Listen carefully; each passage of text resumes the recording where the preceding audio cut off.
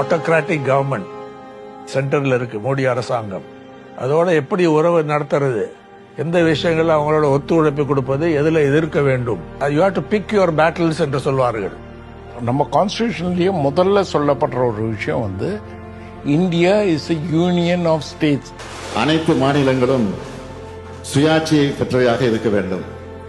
அனைத்து மாநிலங்களும் இணைந்து நடத்தும் கூட்டாட்சி அரசாக ஒன்றிய அரசு செயல்பட வேண்டும்.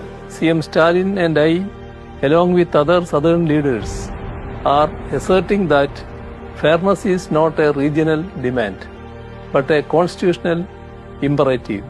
டபுள் என்ஜின் சொல்லி வட மாநில மக்களை ஏமாற்றி அவங்க வாழ்வாதாரத்தை அழிக்கிற உங்க டப்பா இன்ஜின் தமிழ்நாட்டில் ஓடவே ஓடாது. அதாவது சென்ட்ரல்லையும் யூனியன்லையும் வந்து பிஜேபி, ஸ்டேட்லையும் பிஜேபி. ஆனால் நாம போற ஃபாஸ்ட் அவங்களால போக முடியும். நம்ம அடைஞ்சிருக்கிற வளர்ச்சியை அவங்க அடைய முடியல.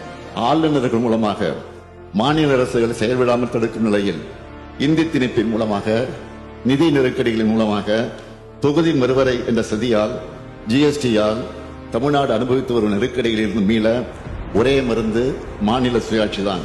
நாம் தான் இதை செய்ய வேண்டும். நம்மை விட்டால் இதை செய்ய யாரும் இல்லை.